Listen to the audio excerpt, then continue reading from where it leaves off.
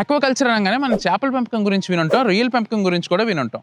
కానీ తెలుగు రాష్ట్రాల్లో మొట్టమొదటిసారి ఒక వినూత్న పద్ధతిలో పీతల పెంపకం అయితే చేస్తున్నారు. ఇప్పుడు మనం ఈస్ట్ గోదావరి జిల్లా రాజమహేంద్రవరంలో అయితే ఉన్నాం. భారతదేశంలో పీతల పెంపకంలో 2 మెథడ్స్ ఉన్నాయి. ఒకటి crab growth method, 2 crab fattening method. మొదటి మెథడ్ గురించి మాట్లాడుకుందాం. ఈ క్రాబ్ గ్రోత్ మెథడ్ లో హ్యాచరీస్ నుంచి పీతలు తెచ్చి ఒక 4 నుంచి 6 నెలల వరకు వాటిని హార్వెస్ట్ చేస్తారు. అంటే ఒక 50 గ్రాములు ఉన్న పీత 600 గ్రాములు వచ్చేదాకా వాటిని పండిస్తారు అనమాట. ఇది ఒక రకం. రెండోది క్రాబ్ ఫ్యాటనింగ్ మెథడ్. మీకు ఐడియా ఉండే ఉంటుంది, పీతలు కూడా పాములాగా గుల్ల విప్పేస్తూ ఉంటాయి. అయితే ఈ గుల్ల విప్పేసిన తర్వాత పీతల్లో వాటర్ కంటెంట్ ఎక్కువగా ఉంటుంది. ఈ హార్వెస్ట్ చేయడానికి ఈ రకమైన పీతలను తెచ్చుకుంటారు. ఈ పీతల్ని ఒక కంట్రోల్డ్ ఎన్విరాన్మెంట్ లో పెట్టి సరిపోయిన ఆక్సిజన్ ఇంకా ప్రోటీన్ ఫుడ్ ఇచ్చి వాటిల్లో ఉండే మీట్ కంటెంట్ ని పెంచుతారు. ఇంకా ఈ బరువు కూడా బాగా పెరిగిన తర్వాత ఎక్స్పోర్ట్ క్వాలిటీ వచ్చేదాకా వాటిని హార్వెస్ట్ చేస్తూ ఉంటారు. ఇప్పుడు మీకు రఫ్ గా ఒక ఐడియా వచ్చి ఉంటుంది క్రాబ్ ఫ్యాటనింగ్ మెథడ్ అంటే ఏంటిది అనేది. ఇప్పుడు మనం లోపలికి వెళ్ళి ఈ ఫార్మ్ సెటప్ ఎలా చేశారు, వీటికి ఏ ఫుడ్ పెడుతున్నారు, వాటర్ ఎలా మెయింటైన్ చేస్తున్నారు, ఇలాంటి కంప్లీట్ ఇన్ఫర్మేషన్ అయితే తెలుసుకుందాం. లోపలికి వెళ్ళే ముందు ఇప్పుడు దాకా మన ఛానల్ సబ్స్క్రైబ్ చేసుకోకపోతే దయచేసి సబ్స్క్రైబ్ చేసుకోండి. ఫ్యూచర్ లో ఈ ఛానల్ నుంచి వచ్చే కంటెంట్ మీకు తప్పనిసరిగా ఉపయోగపడుతుంది. ఈ క్రాబ్ ఫార్మింగ్ ని 2 వ్యక్తులు అయితే కలిసి చేస్తున్నారు. అందులో ఒకళ్ళు ఇతనే, పేరు రామకృష్ణ. ఇంకొక పర్సన్ ఇతను, పేరు పృథ్వీ. ఇప్పుడైతే మనతో రామకృష్ణ అన్న, పృథ్వీ ఉన్నారు. వీళ్ళని అడిగి అయితే పీతల పెంపకం ఎలా చేస్తారో మనం ఇప్పుడు తెలుసుకుందాం. నమస్కారం అన్న. మీరు ఇప్పుడు దాకా యూట్యూబరు, మీరు అందరినీ ప్రశ్నలు అడుగుంటారు కానీ ఎవరు మిమ్మల్ని ఇంటర్వ్యూ చేసి ఉంటారు. అదైతే పాములు పెట్టేవాడు పాము కాటికి. ఆక్వాకల్చర్ లో పీతల పెంపకం అనేది చాలా రేర్ గా చూస్తూ ఉంటాము. అసలు మీకు ఈ ఆలోచన ఎలా వచ్చింది? యాక్చువల్ గా పీతల పెంపకం రేర్ గా ఉంటుంది ఏంటంటే చాలా చోట ఉంది. కానీ మన ఏపీ తెలంగాణ వరకు చూసుకుంటే కనుక మచిలీపట్నం, రేపల్ల ఈ రీజన్ మాత్రమే ఎక్కువగా చేసేవాళ్ళు. అది కూడా ఇప్పుడు గత 2 years నుంచి బాగా తగ్గిందనమాట. అయితే ఏదైనా ఇన్నోవేటివ్ గా చేస్తే ఏదైనా వ్యాపారాలు అవి ఉంటే బాగుంటాయి, లేకపోతే ఆలోచించినప్పుడు మన పృథ్వీ అయితే కనుక ఇది అయితే బాగుంటుందని ఫస్ట్ ఐడియా వచ్చింది. చాలా ఆలోచించాము, ఇదైతే బెటర్గా ఉంటుంది, కొత్తగా ఉంటుంది, ఇప్పటి వరకు ఎవరు చేయలేదు, ఇలా చేస్తే మంచి లాభదాయకంగా ఉంటుంది అని చెప్పేసి మనం రీసెర్చ్ అయితే మొదలెట్టడం జరిగింది. అలా రీసెర్చ్ చేసి మొదటగా ఇదైతే స్టార్ట్ చేయడం జరిగింది అనమాట. మామూలుగా సముద్ర తీర ప్రాంతాల్లో కొంతమంది రైతులు పీతలు తెచ్చుకుని చెరువుల్లో వాటిలో పండిస్తూ ఉంటారు. మీరు ఎలా టిన్నుల్లో పండిస్తూ ఉంటున్నారు. దానికి దీనికి అసలు ఏంటి డిఫరెన్స్ ఏంటి? సాధారణంగా ఈ పీతలు ఏంటంటే ఒకదాన్ని ఒకటి అటాక్ చేసుకుంటాయి, కెనబాలజీ ఉన్నట్టు అనమాట. అంటే ఒకదాన్ని ఒకటి తినటం అట్లాంటి అలవాటు ఉన్నటువంటి లక్షణం. దానివల్ల ఏంటంటే మనం చెరువులో వేసినప్పుడు మనం సపోజ్ ఒక 100 పిల్లలు వదిలామనుకుందాం, అప్పుడు ఏంటంటే మనం పట్టే సమయానికి ఎన్ని ఉంటాయో చెప్పలేము అనమాట. నీళ్ళలో ఉంటాయి కాబట్టి పైకి వచ్చే కాదు, కాబట్టి పైకి వస్తాయి, వచ్చినప్పటికీ లోపల ఎన్ని ఉన్నాయి ఏంటి అనేది మనకు కౌంట్ చేసి ఉండదు, బయట పూలలాగా కనపడవు కదా. దానివల్ల ఏంటంటే మనం పట్టే సమయానికి 10 ఉండొచ్చు, 20 ఉండొచ్చు, 50 ఉండొచ్చు. దానివల్ల ఏంటంటే సపోజ్ 10 ఉన్నాయి అనుకోండి, 100 వేస్తే ఇప్పుడు ఇన్ని రోజులు పెట్టినంతా రైతుకు వేస్టే కదా, అంత లాభదాయకం కాదు. కానీ ఇలా పెంచినప్పుడు ఏంటంటే మనం దాన్ని ప్రతిరోజు అబ్జర్వ్ చేసుకుంటాం, దానికి మినరల్స్ అన్ని సఫిషియెంట్ గా అందుతున్నాయా లేదా, ఫుడ్ అందుతుందా లేదా, అది యాక్టివ్ గా ఉందా, ఏదైనా డిసీజ్ వస్తుందా, అసలు ఏంటి అనేది మనకు కనపడుతుంటుంది. దాన్ని బట్టి మనం నెక్స్ట్ స్టెప్ పెట్టడానికి అయితే అవకాశం ఉంటుంది. కాబట్టి అందుకని చెప్పేసి ఆర్ఏఎస్ అనేటువంటి ఈ సిస్టమ్ తీసుకుంటాం వల్ల దీంట్లో అసలు ఏం జరుగుతుంది అనేది అంతా మన కంట్రోల్లో ఉంటుంది. చెరువులో అనుకో ఆ పీత ఎట్లా ఉంది ఏంటి అనేది మనకేం తెలియదు, అంతా ఏంటంటే మనం గాల్లో దీపం లాగా పెట్టుకునేది అనమాట అది ఆ ప్రాసెస్. ఓకే పృథ్వీ, మీరు చెప్పండి అసలు ఆర్ఏఎస్ అంటే ఏంటి? ఆర్ఏఎస్ అంటే రీసైక్లింగ్ ఆక్వా సిస్టమ్ అంటాం. అంటే తక్కువ వాటర్ తోటి ఆ వాటర్ సర్క్యులేట్ చేస్తూ ఈ పంటను పండించడం, ఆ పంట ఉండండి లేదంటే ఏదైనా ఉండండి, ఈ క్రాబ్ ను బతికించడం, ఫిష్ బతికించడం, అలా దాన్ని ఆర్ఏఎస్ పద్ధతి అంటాం. దీంట్లో ఏమవుతుందంటే ఇచ్చిన వాటర్ ని ఎప్పటికప్పుడు సర్క్యులేట్ చేస్తూ ఉంటాం. వచ్చిన ఇది వేస్తున్న వేస్టేజ్ ఏమైనా ఉండి, దాంట్లో ఉన్న టాక్సిక్ ఇది ఏదైనా మెటీరియల్ ఏమైనా ఉండి, ఇదంతా కూడా ఫిల్టర్ చేసుకుంటాం. ఎప్పటికప్పుడు ఫిల్టరేషన్ అయ్యి ఆ వాటర్ లో మళ్ళీ దాంట్లో ఉన్న డస్ట్ పార్టికల్స్ అన్ని రిమూవ్ చేసుకుని, టాక్సిక్ అంతా మెటీరియల్ అంతా రిమూవ్ చేసుకుని వాటర్ మళ్ళీ రీయూజ్ చేస్తా ఉంటాం. 90% ఆఫ్ వాటర్ ఎప్పటికప్పుడు రీయూజ్ అవుతా ఉంటుంది. అంటే రెస్ట్ ఆఫ్ ద 10% ఏమవుతుందంటే ఆ దేశం వేస్టేజ్ ఫిల్టరేషన్ లో గానీ, లేదంటే అది వేసిన వేపర్స్ గానీ, అంటే దీంట్లో మనం ఏరియేషన్ చేస్తా ఉంటాం, దానికి ఆక్సిజన్ ఇవ్వడం అనేది. ఈ పద్ధతిలో కానీ మనకి కొంచెం ఈ 10% అనేది కొంచెం లాస్ అవుతాం. మిగతా 90% అంతా కూడా ఎప్పుడు ఉన్న వాటర్ అప్పుడే సర్క్యులేట్ అవుతూనే ఉంటుంది. కొత్త వాటర్ తీసుకొచ్చి చేయాల్సిన అవసరం లేదు. ఒక బ్యాచ్ కనో లేదా మనం పెట్టుకునే క్వాంటిటీని బట్టి క్యాలిక్యులేషన్ చేసుకుని మనం వాటర్ మార్చుతూ ఉంటాం. అలా ఇప్పుడు ఈ పీతల పెంపకం అనేది ఇప్పుడు సముద్రం దగ్గర జరుగుతూ ఉంటుంది. ఇప్పుడు ఏమో మనం రాజమండ్రిలో ఉన్నాం, అంటే సముద్రం దగ్గర నుంచి చాలా దూరంగా ఉన్నాము. ఇక్కడ మీరు ఏ నీళ్ళు యూజ్ చేస్తున్నారు? వాటర్ అంటే ఈ ఆర్ఏఎస్ పద్ధతిలో ఏమవుతుందంటే మనం ఏ ఏరియాలైనా పెట్టుకోవచ్చు. అంటే పర్టికులర్ గా సముద్రం తీరంలోనే ఉండాలి, ఆ వాటర్ తీసుకొచ్చేసుకోవడం ఏం లేదు. అంటే మన దగ్గర దొరికే, అంటే మన గ్రౌండ్ వాటర్, ఫ్రెష్ వాటర్ ఉంటుంది కదా, భూమిలో మనం బోర్ వాటర్ వస్తుంది కదా, ఆ ఫ్రెష్ వాటర్ యూజ్ చేసుకుని దాంట్లో ఈ పీతకు సంబంధించింది, పీతలో ఉన్న చేపలు ఏదైనా ఆర్ఎస్ పద్ధతిలో అలానే చేస్తాం. ఈ క్రాబ్ లో దానికి కావాల్సిన సాలినిటీ మెయింటైన్ చేస్తాం, అంటే ఉప్పు శాతం, కొన్ని రకాల మినరల్స్ ఉన్నాయి, మన కాల్షియం, మెగ్నీషియం కొన్ని రకాలు ఉన్నాయి.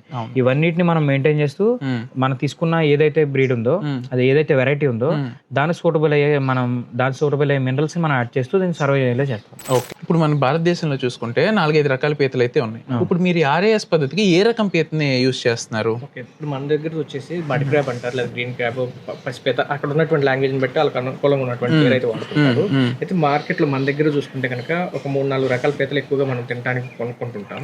అవన్నీ కూడా ఎక్కువ ఏంటంటే 1/2 kg మాక్సిమం కేజీ లోపే పెరుగుతాయి అనమాట. వాటికి ఎక్స్పోర్ట్ వాల్యూ లేదు, ఎక్కడైనా ఇంచుమించు ఒకటే రేట్ ఉంటుంది. వాటిని పెంచడం వల్ల పెద్ద వాల్యూ రాదు. అదే ఈ మడ్ క్రాబ్ కనుక తీసుకుంటే కనుక ఇది మనం ఫ్యాటింగ్ చేసిన తర్వాత మంచి రేట్ వస్తుంది. అదే సింగపూర్, అలాగే చైనా ఇటువంటి దేశాలకు ఎక్స్పోర్ట్ చేయడానికి క్వాలిటీ కనుక మనం తీసుకురాగలిగితే మంచి రేట్ రావడానికి అవకాశం ఉందన్నమాట. ఇది మామూలుగా ఏంటంటే రెగ్యులర్ మన దగ్గర తీసుకునే ఏంటంటే వాటర్ క్రాబ్స్ అంటారు, గుల్లపేత అంటారు. గుల్ల వదిలిన తర్వాత అది మెత్తగా ఉంటుంది, ఎక్కువ వాటర్ ఉంటుంది, దానికి రేట్ ఉండదు అనమాట. అయితే మన లోకల్ ఏంటంటే 10%, 20%, 50% ఎంతో కొంత మీట్ ఫామ్ అయిన తర్వాత మనం రెగ్యులర్ తినడానికి మనం వాడేస్తాం. కానీ కంప్లీట్ గా 100% మీట్ ఫామ్ అయిన తర్వాత మనం ఎక్స్పోర్ట్ చేస్తే కనుక దీనికి మంచి రేట్ రావడానికి అవకాశం ఉంది, మంచి బిజినెస్ కూడా అవుతుంది అనమాట. అందుకని చెప్పేసి ఈ వెరైటీని ఎంచుకుని మనం ఇక్కడ క్రాబ్ ని పెంచడం కాదు, క్రాబ్ ఫ్యాటనింగ్ చేస్తాం అనమాట. వాటర్ క్రాబ్స్ ని ఫ్యాట్ బాగా పెరిగేదాకా ప్రోటీన్ అది ఇచ్చి మనం పెంచుతున్నాం అనమాట. దానివల్ల మనకి మార్కెట్ లో మంచి డిమాండ్ అయితే ఉంటుంది, దానివల్ల మంచి రేట్ రావడానికి అవకాశం ఉంది అనమాట. ఓకే, మీరు చెప్పినప్పుడు ఈ క్రాబ్ ఫ్యాటనింగ్ మెథడ్ ఏదైతే ఉందో దీనికి మీరు ఏ టైప్ ఆఫ్ ఫుడ్ ఇస్తారు? ఓకే, దీనికి ఏంటంటే మనం ఫ్యాట్ పెరగాలంటే ప్రోటీన్ అనేది ఎక్కువ ఇవ్వాలి. దానికోసం మామూలుగా ఇది ఏంటంటే రెండోది ఏంటంటే రెగ్యులర్ గా ఈ సముద్రాల్లో లేకపోతే నీళ్ళలో పెరిగేది ఇది మాంసాహారం తినేది, దీనికి నాన్ వెజ్ ఎక్కువ కావాలి. దానికోసం ఏంటంటే మామూలుగా చేపలను, రొయ్యని రెగ్యులర్ గా తింటుంటుంది, దానికి ఏదైతే అందుబాటులో ఉంటాయి. అందుకోసం అన్ని రకాలు మనం తీసుకురాలేం కాబట్టి చేపనైతే వేస్తాం. అయితే చేప అంటే మార్కెట్ లో చాలా దొరుకుతాయి, అన్ని కాకుండా దీనికి ప్రోటీన్ ఎంత ఎక్కువ ఇస్తే అంత త్వరగా మనకి లాభం. కొన్ని సెలెక్టెడ్ ఫిషెస్ ఉన్నాయి, వెరైటీస్. అదేంటంటే మనం రాజమండ్రిలో ఉన్నాం, గోదావరి దగ్గరలో మనకు దొరికే చేపలు చాలా రకాలు ఉన్నాయి. వాటిలో మనకి ఏది ఎక్కువ వేస్టేజ్ అవ్వకుండా ఉంటుంది. రెండోది ఏంటంటే ఎక్కువ మనకి వాటర్ పొల్యూట్ అవ్వకుండా ఉంటుంది. దేంట్లో అయితే మనకి ఎక్కువ ప్రోటీన్ ఉంటుందో, అంటే ఫ్యాట్ కంటెంట్ కూడా బ్యాలెన్స్డ్ గా ఉండాలి. ఆ టైప్ ఆఫ్ ఫిష్ వెరైటీని మాత్రం మనం సెలెక్టెడ్ గా తీసుకుని మనకి ఫీడింగ్ ఇస్తాం అలా అనమాట. ఓకే, ఇప్పుడు దాకా ఈ క్రాబ్ ఫార్మింగ్ అనగానే నేను కూడా యూట్యూబ్ లో చాలా వీడియోస్ చూసాను. ఈ బకెట్లోనూ, పీవీసీ పైపుల్లోనూ ఇక్కడ దాకా పెంచుతున్నారు, కానీ ఇంత సెటప్ ఎవరో చేయలేదు, ఇంత ఇన్నోవేటివ్ గా ఈ సెటప్ ఎవరో చేయలేదు. ఇది మీరు ఎక్కడైనా క్లాసెస్ తీసుకున్నారా, ఎవరైనా చెప్పారా, లేకపోతే ఈ థాట్ ఎలా వచ్చింది మీకు ఇట్లా చేయొచ్చు అని చెప్పి? ఎక్కడ ఉంది ఈ సెటప్? అంటే జనరల్ గా మన ఇంతకుముందు మేము ఆల్రెడీ 4-5 months గా కూడా చేస్తున్నాం. చేసేటప్పుడు ఏంటంటే నేను ఫస్ట్ నుంచి స్టార్ట్ చేసినంత టబ్ లో చేశాను. ఈ టబ్ లో స్టార్ట్ చేసినప్పుడు ఏమైందంటే దీంట్లో ఉన్న చిన్న చిన్న ప్రాబ్లమ్స్ ఉన్నాయి. అది ఎలా ఉంటే దానికి ఉన్న మెయింటెనెన్స్ కోసం ఎప్పటికప్పుడు టబ్ లో వాటర్ సర్క్యులేట్ అయితే అవుతుంది, కానీ కంప్లీట్ గా డ్రైన్ అవ్వట్లేదు. రెండో దాంట్లో వేసిన వేస్టేజ్ ఉంటుంది కదా, అదంతా దాంట్లో పాకుడు కింద కట్టడం, అక్కడే ఉండిపోతుంది, దాంట్లో ఉండిపోవడం, అంటే నిలకడగా ఉండిపోవడం. అంతకన్నా మిగతా వాటర్ బయటకు రావట్లేదు. కంప్లీట్ గా వాటర్ మనం మార్చుకోవాలనుకున్నప్పుడు డేలో 1 time తీసుకుంటేనేమో అంత హెల్తీగా ఉంటుంది క్రాబ్ కూడా, దట్టు వాటర్ క్వాలిటీ మెయింటైన్ అవుతుంది, టబ్ క్లీన్ గా ఉంటుంది. అలా కాకుండా ఈ దీంట్లో ఏమవుతుందంటే మన స్టాండర్డ్ గా ఫిక్స్డ్ గా టబ్ అక్కడ ఉండడం వల్ల, లేదంటే పీతను బయట తీసి మళ్ళీ దీన్ని క్లీన్ చేసి పెట్టాల్సి వస్తుంది, ఇబ్బంది అవుతుంది. ఇదంతా ఒక ఎత్తు అయితే, ఇప్పుడు ఏదైతే మనం లార్జ్ సైజ్ తీసుకుంటున్నాం పీతలు, అవి దీని నుంచి పైకి ఎక్కేస్తున్నాయి. ఈ లెంత్ లోంచి మన పైకి ఎక్కేస్తున్నాయి. ఎక్కినప్పుడు పైనుంచి కింద పడినప్పుడు దాంట్లో షెల్ పగలడము, లేదంటే దానికి ఉన్న ఈ కాళ్ళు ఎరగడం జరుగుతుంది. ఇన్ కేసు మన దాంట్లో ఏదైనా పెద్ద కాలు ఇరిగిందంటే మాత్రం దానికి వాల్యూ పోయినట్టే, డ్యామేజ్ అయితే వాల్యూ లేనట్టు, పనికిరాదు. ఓన్లీ దాన్ని మనకి ఏదైనా కూర వండుకోవడం తప్ప దానికన్నా ఛాన్స్ లేదు, అది ఎంత ఎక్స్పెన్సివ్ అయినా సరే. అయితే రెండోది ఏంటంటే క్రాబ్స్ ఇప్పుడు కూడా ఒక క్లోజ్డ్ ఏరియాలో ఉండే టైప్, అంటే ఇదివరకు మన బొర్రలో కనబడుతుంటాయి పీతలు.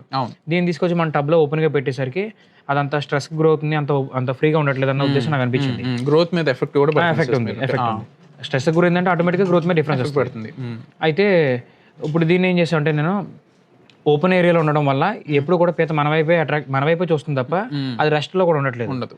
ఎప్పుడు కూడా మన మీద అటాక్ చేద్దామన్న ఉద్దేశం లేదు, అలా చూడటము ఇది ఎక్కువ అవుతుంది. అప్పుడు దాన్ని బేస్ చేసుకుని నెక్స్ట్ ఏంటంటే మనం మొటాలిటీ వస్తుంది, పడిపోవడం దెబ్బటం అలా జరుగుతుంది. రెండోది మన మెయింటెనెన్స్. ఈ 3 ప్రాబ్లమ్ని దృష్టిలో పెట్టుకుని మనం ఏదైనా కొత్తగా చేస్తే బాగుంటుంది. పీత అనేది క్లోజ్డ్ ఏరియాలో ఉంటుంది కదా, మనం పైప్ సిస్టమ్ అనేది పెడదాం అనుకున్నాం, కానీ పైప్ సిస్టమ్ అయిపోతుందంటే దానికి ప్లేస్ చాలా తక్కువైపోతుంది. అదంతా సూటబుల్ కాదని నాకు అనిపించలేదు. దాంట్లో పెట్టడం వల్ల ఒక క్రాబ్ కనీసం దానికి టర్నింగ్ తిరిగి మళ్ళీ దాంట్లో అంటే ఒక రౌండ్ 360 degrees ఫ్రీగా లేదు అంత ఏరియా లేదు, బంధించినట్టు ఉంటుంది కాబట్టి దాని కనీసం హ్యాండ్స్ తిప్పుకోవడానికి కూడా ప్లేస్ సరిపోవట్లేదు. కాబట్టి నేను అది వద్దని చెప్పి దాన్ని ఆపేశాను. అయితే తర్వాత నుంచి టబ్లా అలా నడుస్తూనే ఉంది. ఈ లోపల మళ్ళీ బయటకు వెళ్ళి మన దగ్గరలో ఉన్న దాంట్లో ఏది తీసుకుని మనం తక్కువ బడ్జెట్ చేయగలుగుతాం ఉద్దేశంలో ఈ టబ్స్ తీసుకున్నాం. ఇది కెమికల్ టిన్స్ తీసుకున్నా. ఎన్ని లీటర్స్ టిన్స్? ఇవి 25 లీటర్ 30 లీటర్ తీసుకున్నాం. 25 లీటర్ 30 లీటర్ టిన్స్, ఇంకా 20 లీటర్స్ కూడా ఉన్నాయి. ఓకే. అయితే దీంట్లో ఏమవుతుందంటే ఈ టిన్ను మన కెమికల్ టిన్స్ ఇవి కంప్లీట్ గా దాన్ని క్లీన్ చేసి దీన్ని మనం ఇలా మనకి ఈ ఓపెన్ క్లోజింగ్ వచ్చేలా పెట్టుకొని చేసుకున్నారు. ఒకసారి పైకి లేపండి. ఏంటంటే దానికి చీకటిగా ఉంటుంది, ఉంటుంది, గాలి వెళ్తురు అనేది మామూలుగా వెళ్తుంది, వాటర్ సర్క్యులేషన్ కూడా అవుతూ ఉంటుంది. దానివల్ల దానికి ఏంటంటే లోకల్ దాని బోన్ లో దాని గూడ్ లో ఉన్న ఫీలింగ్ ఉంటుంది. దానికోసమనే ఓన్ గా దీన్ని మనమే ఓన్ గా దానికోసం ఒక ప్లాన్ చేసుకున్నారు. ఓకే. ఇందులో ఆల్రెడీ మీకు ఇంకోటి చెప్పాను, ఒకటి కింద పడిపోకుండా రెండోది అది క్లోజ్ ఉండేలాగా బయటకు రాలేదు. ఇది ఈ రెండు పక్కన పెడితే కంప్లీట్ గా డ్రైన్ అవుతుంది ఇందులో ఉన్న వాటర్. ఇప్పుడు ఇందులో ఉన్న వాటర్ ఏమవుతుందంటే మనం 2 రకాలు ఉంటాయి దీంట్లో లోపల అవుట్లెట్స్ బయటకు వెళ్ళేవి. ఇన్లెట్ పైన ఒకటి ఉంది, మీరు చూస్తే కనుక లోపల హైట్ గా ఉంది కదా, ఆ లెవెల్ వరకు వాటర్ మేనేజ్ అవుతాయి. తర్వాత కింద మనం వాల్ తిప్పుకుంటే కనుక దీనికి సమానంగా ఉంది కదా, దానివల్ల ఏంటంటే వాటర్ ఎక్కడ స్టాగ్నేట్ అవ్వకోకుండా దాంట్లో నుంచి మొత్తం వెళ్ళిపోయినప్పుడు దాంట్లో డ్రై వేస్ట్ కూడా దాంతో పాటు వెళ్ళిపోతుంది వాటర్. అంటే పర్ డే లో మనం మార్నింగ్ ఈవినింగ్ ఒకసారి దాన్ని మనం కంప్లీట్ గా డ్రైన్ చేసుకుంటే అందులో ఎటువంటి వేస్టేజ్ మిగలదు. వాటర్ కూడా మనకి టబ్ కూడా పాగుడు కట్టడం కానీ దాంట్లో వేస్టేజ్ మిగిలిపోవడం, అమోనియా ఫామ్ అవ్వకుండా హెల్తీగా ఉండడానికి బెనిఫిట్స్ ఉన్నాయి. తగ్గించుకోవచ్చు. మనం ఎవ్రీ టైం మనం తీసుకొచ్చి కింద తీసి క్లీన్ చేయాలన్నదా ఛాన్స్ ఇదేం లేదు, ఫిక్స్డ్ గా ఉంటుంది, ఫుల్లీ ఆటోమేటిక్ మనం పెట్టిందంతా కూడా. ఎప్పటికప్పుడు వాటర్ సర్క్యులేట్ అవుతూ ఉంటాయి, అంటే పైనుంచి వెళ్ళి వాటర్ ఫ్రెష్ వాటర్ వెళ్తుంది, కింద నుంచి ఎప్పటికప్పుడు సర్క్యులేట్ అవుద్ది. ఈవినింగ్ లో ఎర్లీ మార్నింగ్ ఆర్ ఈవినింగ్ ఒకసారి కంప్లీట్ గా వాటర్ డ్రైన్ చేస్తాం, సో డస్ట్ అంతా క్లీన్ అయిపోద్ది. ఇది అంతా కొంచెం మనం ఓన్ గా చేసుకున్నది. అయిపోద్ది మొత్తం పని అయిపోద్ది. ఇప్పుడు మీరు చెప్పిన ప్రాసెస్ మొత్తం బానే ఉంది, కాకపోతే ఈ ఫుడ్ ఇవ్వాలి, ఈ చేపలే పెట్టాలి, వాటర్ లో ఇన్ని మినరల్స్ మెయింటైన్ చేయాలి, అసలు ఈ ఇన్ఫర్మేషన్ మొత్తం మీకు ఎలా తెలిసింది? యాక్చువల్ గా ఇన్ని RAS లో చేయొచ్చు అన్న ఇన్ఫర్మేషన్ మాత్రమే మాకు తెలుసు. కాకపోతే దీని గురించి చాలా మామూలుగా స్టార్ట్ చేసి 4-5 నెలలు అయినప్పటికీ దానికి ముందు 2-3 నెలలు చాలా తిరిగాం అనమాట. పెద్ద పెద్ద సైంటిస్టులు, సెంట్రల్ గవర్నమెంట్ సంబంధించి ICR ఇన్స్టిట్యూట్స్ కూడా కలవటం జరిగింది. అయితే ఎంతమందిని కలిసినా ఒక్కొక్కరి దగ్గర నుంచి ఒక్కొక్క పాయింట్ వచ్చింది, కానీ కంప్లీట్ ఇన్ఫర్మేషన్ లేదు. ఎందుకంటే ఈ సిస్టమే పెద్దగా లేదు, పాపులర్ కాలేదు, రెండోది మన దగ్గర లేదనమాట. అయితే ఏదో ఒకటి ముందైతే ట్రై చేయాలని చెప్పేసి ముందు ఇనిషియల్ గా మనం టప్ చేసాం కదా, దాంట్లో వచ్చినట్టు దాంట్లో వచ్చినట్టు మాడిఫై చేసుకుంటూ ఇప్పుడు ఇక్కడికి వచ్చాం అనమాట. రెండోది ఈ మినరల్స్ ఇన్ఫర్మేషన్ ఏంటంటే ఒక్కొక్కరి దగ్గర నుంచి ఒక్కొక్క ఇన్ఫర్మేషన్ తీసుకోగా ఓవరాల్ గా ఒక స్టాండర్డ్ అయితే మాకు రెడీ అయింది అనమాట. ట్రయల్ అండ్ ఎర్రర్ పద్ధతితో చేసుకుంటే ఫస్ట్ 2 బ్యాచ్లు మాత్రం కొంచెం ఇబ్బంది పడ్డాం, అక్కడ నుంచి మాకు అంతా కొంచెం క్లియర్ గానే ఉంది. ఓకే. ఇప్పుడు ఆ వాటర్ మొత్తం మెయింటైన్ చేసాం, ఫుడ్ మొత్తం పెట్టాము, ఇదంతా అయిపోయిన తర్వాత మనకు ఆ క్రాబ్ ఫ్యాటనింగ్ అయింది, అది రెడీ అయింది అని మనకు ఎలా తెలుస్తుంది? అది యాక్చువల్గా ఫ్యాటనింగ్ ప్రాసెస్ ఏంటంటే పీత ఫస్ట్ వచ్చినప్పుడు గుల్లగా ఉంటుంది, అంటే అది గొల్లెడిచింది అనమాట. పాత ఉన్న షెల్ వదిలేసి మళ్ళీ బయటకు వస్తుంది అనమాట. దాని సైజ్ పెంచుకోవడం కోసం పెరుగుతుంది. ప్రీవియస్ ఉన్న షెల్ ఏమొద్దంటే షెల్ ఇప్పుడు మనకు పెరగదు, ఎక్స్పాండ్ అవ్వదు, పెరగదు, ఇంక గ్రోత్ ఉంటుంది దాంట్లో. ఆ షెల్ వదిలేసి మాత్రం ఇది బయటకు వచ్చి మళ్ళీ సైజ్ పెంచుకోవాలి. మళ్ళీ షెల్ గట్టిపడుతూ లోపల మీట్ ఫామ్ చేసుకోవడమే ఫ్యాటనింగ్ ప్రాసెస్ అంటాం. అదే అయితే ఈ ఫ్యాటనింగ్ ప్రాసెస్ లో మనం క్రాబ్ ని తిరగేసి వెనకాల ఉన్న 2వ కాలు దగ్గర మాత్రం మనం ప్రెస్ చేస్తే అక్కడ నొక్కిన దాన్ని బట్టి, అంటే మనం అనుభవం బట్టి తెలుస్తుంది. బాగా నొక్కినప్పుడు బాగా మెత్తగా ఉందంటే దాంట్లో ఉన్న వాటర్ పర్సెంటేజ్ ఇందులో 40% ఉందా, 70% ఉందా, లేదా మీట్ ఫామ్ అయిపోయి 90% దాకా ఉందా అనేది మనకు అనుభవం అంటే తెలుస్తుంది. అంటే మనం నొక్కిన దాన్ని బట్టి అది ఎంత నొక్కడుతుందో దాంట్లో అంత వాటర్ ఉన్నట్టు. ఎప్పుడైతే అదంతా గట్టిపడిందో అంతా మీట్ ఫామ్ అయినట్లు లెక్కలో అలా తెలుస్తుంది మనకు. ఇదంతా కామన్ పద్ధతి, అందరికి అలవాటు ఉన్న పద్ధతి. ఓకే. సరే, ఇప్పుడు ఆ ఫ్యాటనింగ్ ప్రాసెస్ మొత్తం అయిపోయింది, ఇప్పుడు ఆ ప్రోడక్ట్ రెడీ అయిపోయింది కదా మనకి. ఈ ప్రోడక్ట్ కి మన ఇండియాలో కానీ తెలుగు రాష్ట్రాల్లో కానీ ఎక్కడైనా డిమాండ్ ఉందా మనకు? ఇప్పుడు ఈ పీతలు ఆల్రెడీ మనం పెంచిపోయినా సముద్రం దగ్గర కానీ లేకపోతే వాటర్ లో బయట దొరుకుతుంది, ఉచ్చులు పెట్టి పట్టుకోవడం కానీ అలా చేస్తుంటారు.